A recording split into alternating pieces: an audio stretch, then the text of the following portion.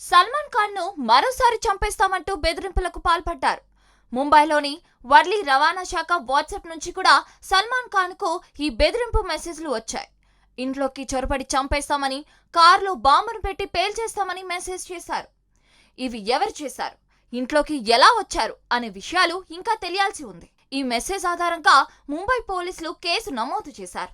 Message ఎవరు పంపించారు అన్న కోణంలో దర్యాప్తు చేస్తున్నారు.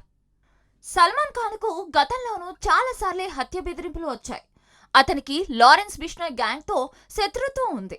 సల్మాన్ కృష్ణ జింకలను చంపిన దగ్గర నుంచి అతనిని చంపేస్తామంటూ బిష్నోయ్ గ్యాంగ్ చెబుతూనే ఉంది. లాస్ట్ ఇయర్ గ్యాంగ్స్టర్ షూటర్లు సల్మాన్ ఖాన్ సన్నిహితుడు బాబా సిద్దికీని బహిరంగంగానే కాల్చి చంపారు. అలాగే గత ఏడాది ఏప్రిల్లో సల్మాన్ ఖాన్ గెలాక్సీ అపార్ట్మెంట్ పై కాల్పులు జరిపారు. దీనికి సంబంధించి ఇద్దరిని పోలీసులు అరెస్ట్ చేశారు. వారిద్దరూ తమ గ్యాంగ్ వారేనని లారెన్స్ బిష్నోయ్ ప్రకటించాడు కూడా. ఆ తర్వాత సల్మాన్ ఖాన్ కుటుంబ సభ్యుల భద్రత కోసం అతని ఇంటికి సెక్యూరిటీని పెంచారు. సల్మాన్ ఖాన్ స్వయంగా తన ఇంటికి బుల్లెట్ ప్రూఫ్ వేయించుకున్నాడు.